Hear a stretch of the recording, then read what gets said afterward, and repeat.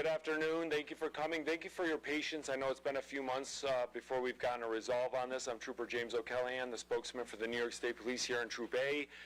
Today, our speakers are going to be the Bureau of Criminal Investigation Captain Dan Howard, who's behind me, and then you have Genesee County District Attorney Kevin Fennell, and then we have a few other people joining us from the District Attorney's Office, and then Troop T, Lieutenant Joseph Palucci is behind me as well. So at this time, I'm going to turn this over. We will have time for a few questions at the end. Obviously, given the fact that this is an ongoing trial, we can't answer everything, but we'll do our best. Thank you. Turning it over to Captain Howard.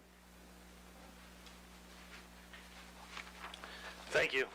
As mentioned, I am Captain Daniel Howard of the New York State Police Bureau of Criminal Investigations. Thank you all for being here today. With the assistance of the Genesee County District Attorney's Office, led by District Attorney Kevin Fennell, I am pleased to announce that the New York State Police have arrested Bin Shao, age 56, of Flushing, New York, following his indictment by a Genesee County grand jury. On February 11th, 2026, Mr. Shao was taken into custody in Putnam Valley, New York, and charged with 5 counts of manslaughter in the second degree, a Class C felony, and 5 counts of criminally negligent homicide, Class E felony. He was arraigned earlier today in the Genesee County Court. This indictment stems from a collision which occurred on August 22nd, 2025 at approximately 12:20 p.m. on the New York State Thruway in the town of Pembroke, Genesee County. As a result of this tragic crash, 5 individuals lost their lives. This was a large-scale and a complex incident involving more than 300 first responders and 95 members of the New York State Police. At the time of this incident, there were 54 occupants aboard the coach tour bus. The 49 survivors were transported to 6 area hospitals by Mercy Flight, as well as ambulance crews from over 40 rescue companies from the surrounding townships. The passengers aboard the bus were from the United States, as well as 6 additional countries, which underscores the wide-reaching impact of this tragedy. State police worked in coordination with numerous agencies and specialized units throughout this extensive investigation. Investigators conducted interviews with passengers, hospital staff, and witnesses. We processed a multitude of digital evidence, and the incident was reconstructed by the Troop A Collision Reconstruction Unit. These comprehensive efforts spanned several months and ultimately led us to where we are today. This case displays the dedicated investigative work by our members as well as those of our partnering agencies. We extend our continued condolences to the families and the loved ones of those affected by this incident, and we appreciate their patience throughout the investigative process. I would also like to recognize the many agencies and the personnel who assisted the state police in this response and our investigation. The collaborative efforts by all involved was extraordinary. At this time, I would like to thank the District Attorney, Mr. Kevin Fennell, for his partnership, and I will turn the podium over to him.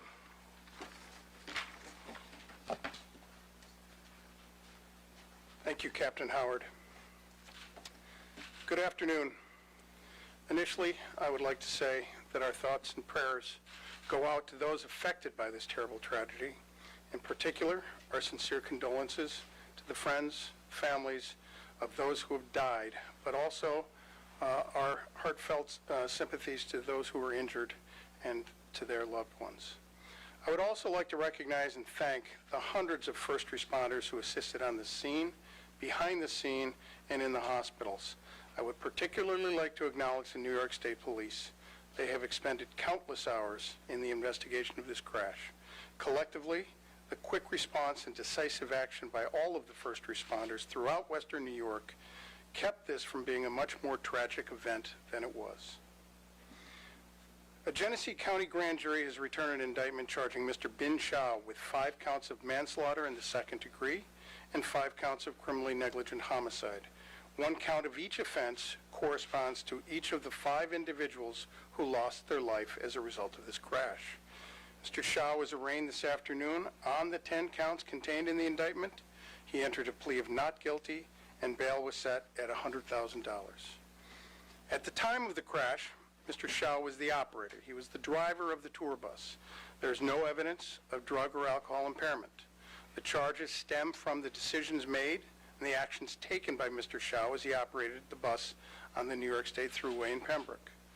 At this point, I should emphasize that an indictment is only an accusation and that Mr. Shao is presumed innocent of all the charges unless and until that presumption is overcome by proof of guilt beyond a reasonable doubt.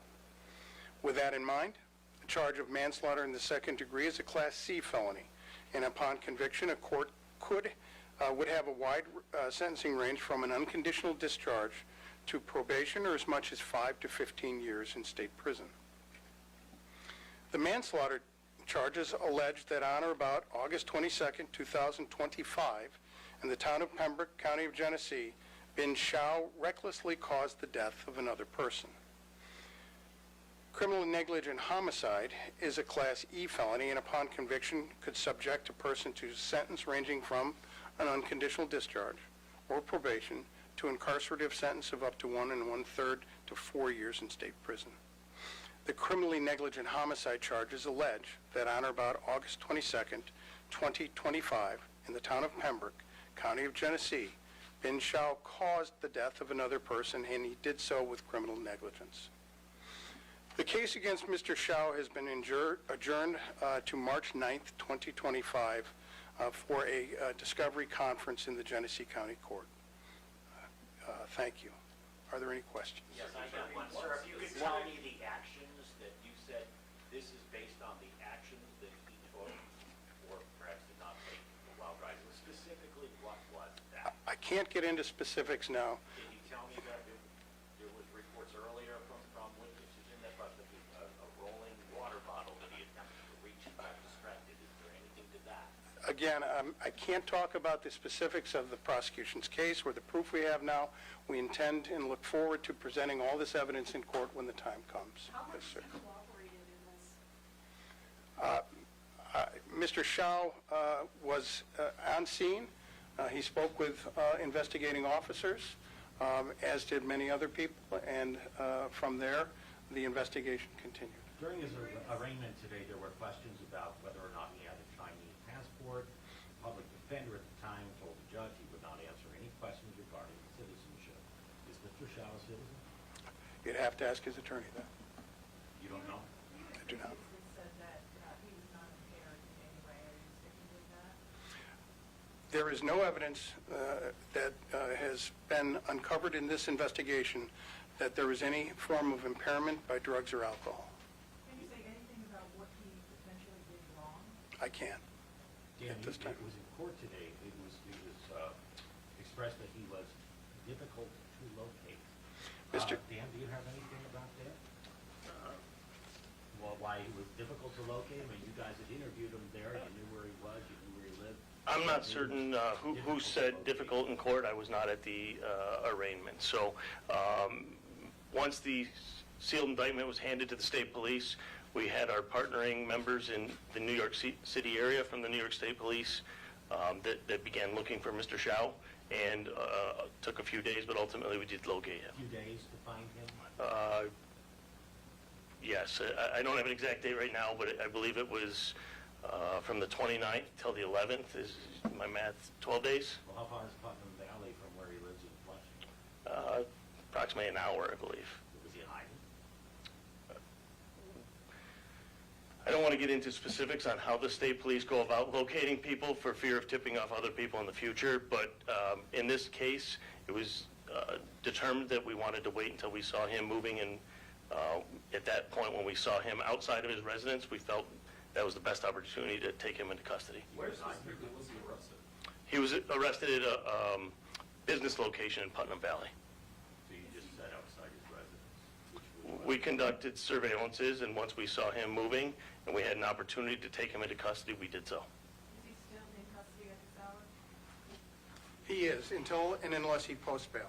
How much is bail? $100,000 cash, $200,000 insurance company bond, or $400,000 partially secured by 10%. And where is he locked up? Genesee County Jail. Was there an effort to remand him, to keep him in custody? The bail, There was a request for bail. Our recommendation was for the bail that I just set forth. Is there any information you can share about his background? Was he an experienced coach bus driver? Any information on that? I have nothing to share in that regard.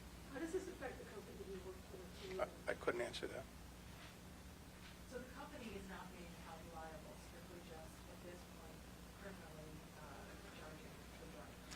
Criminally, the only person charged in this event is the driver.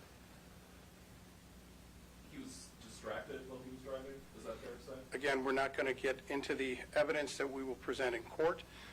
It's the actions and decisions he made support the indictment. That's all I can say right now. Any more questions? Paul, were there any considerations for charges against, that had to do with those who were injured? There were so many people injured. This clearly has to do with people who were killed. Correct. The logistics of presenting all the charges for injured people who are scattered throughout the world were significant. The charges Mr. Shaw was indicted with are the most serious charges that could come out of this incident, and we felt that that was adequate to hold him accountable for his actions on that day. Is there a timeline as far as when the indictment was returned and when he was arrested? I can't give you the timeline exactly.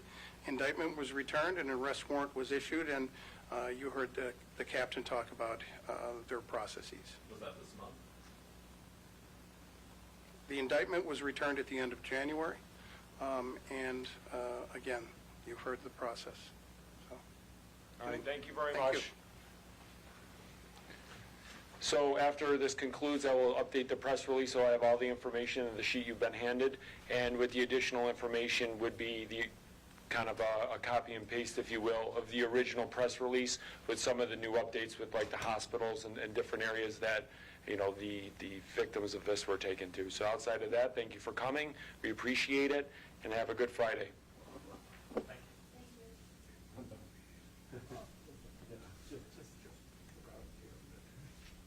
Good questions, everyone.